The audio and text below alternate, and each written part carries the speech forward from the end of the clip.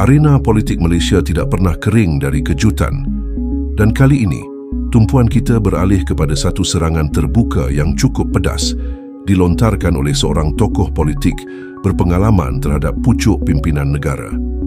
Ia bukan sekadar kritik biasa, tetapi dakwaan yang menyentuh terus kepada strategi kepimpinan Perdana Menteri, Datuk Seri Anwar Ibrahim. Menerusi kenyataan yang kini tular, mantan Menteri Luar Datuk Seri Saifuddin Abdullah telah melemparkan kritikan yang cukup tajam terhadap Perdana Menteri. Menurut Saifuddin, ia adalah tipikal Anwar untuk menyalahkan pihak lain bagi menutup kelemahan sendiri. Dakwaan Saifuddin ini bukan sekadar kata-kata kosong. Beliau mempersoalkan mengapa Perdana Menteri seringkali menunding jari kepada pihak lain apabila berhadapan dengan isu-isu kritikal yang membabitkan prestasi kerajaan. Sama ada isu ekonomi, peningkatan kos sara hidup, atau cabaran domestik, naratif salah pihak lain ini dikatakan menjadi modus operandi kepimpinan Perdana Menteri. Ini adalah satu tuduhan yang berat. Ia mencabar terus integriti dan gaya kepimpinan seorang Perdana Menteri yang seringkali menampilkan diri sebagai reformis dan telus.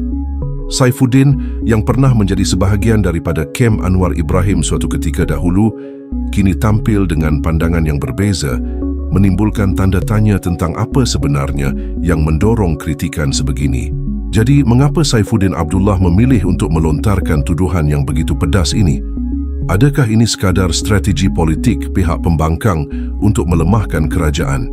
Atau adakah ia pandangan jujur seorang bekas rakan seperjuangan yang melihat sesuatu yang tidak kena dalam pentadbiran hari ini? Dakwaan menuding jari ini, jika benar, boleh menghakis kepercayaan rakyat terhadap kepimpinan tertinggi negara. Apabila pemimpin tidak bersedia untuk bertanggungjawab sepenuhnya terhadap cabaran yang berlaku, ia akan menimbulkan persepsi negatif. Ia boleh dilihat sebagai cubaan untuk mengelak dari berdepan dengan realiti, dan ini boleh menjadi liability politik yang besar. Ini juga mungkin adalah sebahagian daripada perang psikologi dan naratif politik yang sentiasa berlaku antara kerajaan dan pembangkang.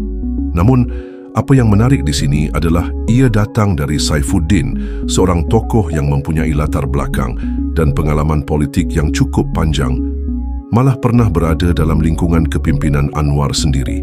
Ini memberikan berat yang berbeza kepada kritikan beliau. Persoalan besar kini adalah, adakah Perdana Menteri Anwar Ibrahim akan menjawab kritikan pedas ini secara langsung, atau adakah beliau akan memilih untuk tidak mengendahkan, membiarkan dakwaan ini berlalu begitu sahaja? Reaksi daripada pihak kerajaan atau PKR akan menjadi penentu bagaimana naratif ini berkembang. Dakwaan tipikal Anwar salahkan pihak lain ini telah membuka tirai kepada satu perdebatan penting tentang accountability dan tanggungjawab dalam kepimpinan politik. Kita akan terus memantau setiap perkembangan dan membawakan analisis yang lebih mendalam mengenai implikasi serangan ini terhadap lanskap politik Malaysia. Nantikan laporan kami yang seterusnya.